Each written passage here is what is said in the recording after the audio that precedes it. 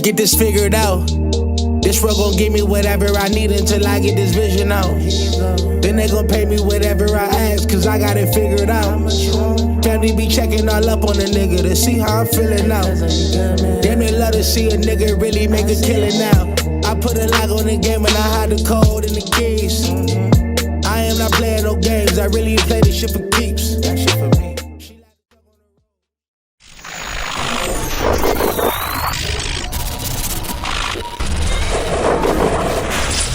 MaddenHeadz, YouTube, Twitch, all other affiliates.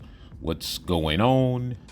It is your boy, Coach DC, coming back at you today with another video. And as you can see, it is opening day.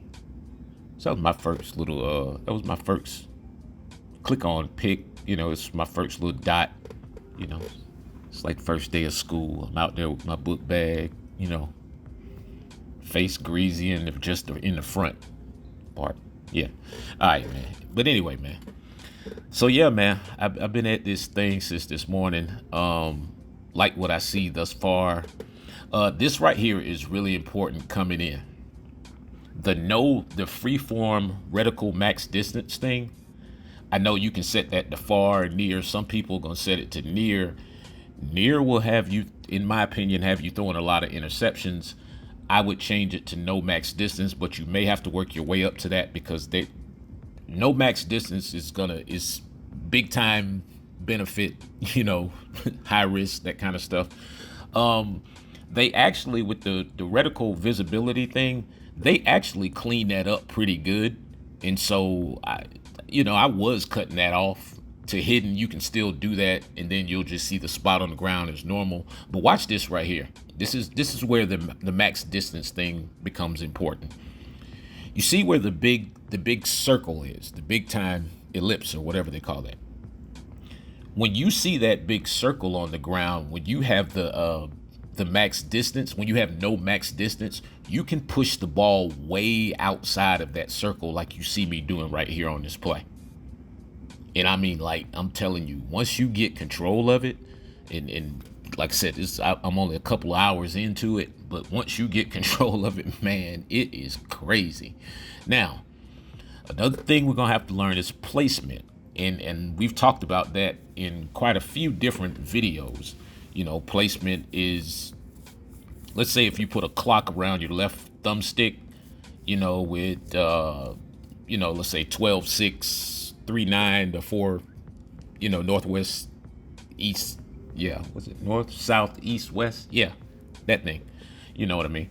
And so if at the 4 points, so if you put a clock around your thumbstick and you start actually, you know, really emphasizing placement in terms of a specific maybe time or place on the thumbstick, you know, that the pinpoint accuracy thing, or it kind of comes into focus really fast because you're never that far off the spot. I know it's not gonna make any sense to you until you actually get on the game, but it's like if you have good stick pressure and your placement is good, then the movement is very minimal in terms of leads. Yeah, a lot of the stuff that, like, if you go back, another thing that may help you right now, go back and look at some of my older videos when I talked about like reverse leading and that kind of stuff. That basically is going to tie right into 23. And I mean, you can really put the ball in a lot of different places. You can get rid of it extremely quick. The defense is not as intimidating as people make it seem like it is. You know, if you really can place the ball, you can really get rid of the ball so quickly that a lot of the blitzes are, you know, and a lot of the outside pressure is like, it's a moot point because you can actually get rid of the ball. You blitz all linebackers, I'm going to throw right where you just blitzed from. You know, you're going to have to force the user into making quick decisions. And then you're just going to have to be able to take that 1 or 2 steps, get your feet set really fast, and get rid of the ball. Now, bigger receivers on the outside are going to be at a premium this year. I am here to tell you that you can get really busy with some of these back shoulder fades, as y'all see during some of these clips. And like I said, we're only a few hours into this thing right now. I mean, but it is like the placement and just the overall mechanics are really responsive, or they appear to be responsive right now.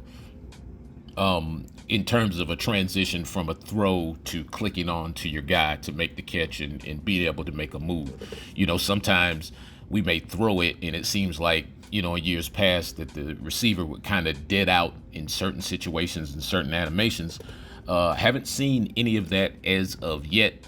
Haven't played, actually I've only played like a half a game. So we'll see, I'll have more videos to come in the next few days. Big time, look for the Ferks. That Ferks virtual will be a monster, and that probably will be up. My guess is somewhere by tomorrow evening or early Wednesday morning. That Ferks virtual will be a monster. I am here to tell you. Session wise, I think I'm probably either booked up or it'll probably be Friday before the session calendar has any openings. So if you guys want to book a session in advance, go ahead and go to the website, get yourself locked in, because it's going to be a very busy time for these next couple of months in terms of actually getting the session. I'm not going to hold you on that one, but getting back to the Madden. But anything that I was able to do before, I can do now, probably even at a more consistent clip in terms of controlling the throws. That's the one big light that's going off in my head right now, is the ability to actually take a step or two and get the ball off in short space. I'm not getting, my quarterback's not getting hit a lot. Or let's not say he's not getting hit. Let's say that it's not affecting the throws as much as it has in Madden in years past. When you have a defender kind of bearing down on you, it almost seems like if you're into the throwing motion before the defender that's closing in on you, before he gets into whatever his sack zone is, it seems like they kind of let you get it off, and you still will take the hit, but the ball will come out, with less of a throw penalty on it, because of pressure. But like I said, this is the genesis, so we will see. But the positioning, the click on, all that stuff is seemingly still the same. To me, it's rather smooth, much smoother. Seems like there's more physicality at the catch point to me. A lot more physicality. Look at that as you see the pinpoint, and look at where that pinpoint, that little white spot, and it's basically like I just run right into it. That's the kind of accuracy that you're talking about. Play after play, time after time, I've pretty much been able to kind of, once I was able to master kind of getting my feet set and stepping up just a little bit, that's going to be, more of just a mental thing for most of us, is just really tying ourselves to the pocket and making sure that you have your pre-snap reads good. Because if your pre-snap reads are good, then generally you're going to be able to get rid of the football fairly quickly, and you'll come to find out you'll be less affected by the blitz than you think. Now, as I was talking, I just kind of showed y'all how I know the seam routes, the seam routes is going to be a problem. No, you can stop the seam routes pretty easy. Watch this simple adjustment right here, over here on the left with the linebacker. You can get a chuck or a bump on the seam pretty much every time if you have that linebacker in the area. And then when you man linebackers to slot receivers now, for some, they don't get as lost. They do not get as lost. It seems like they at least take the right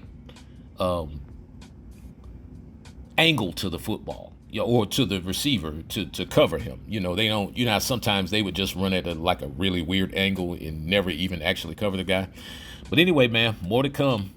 Appreciate each and every one of you guys. This is your boy, Coach DC404.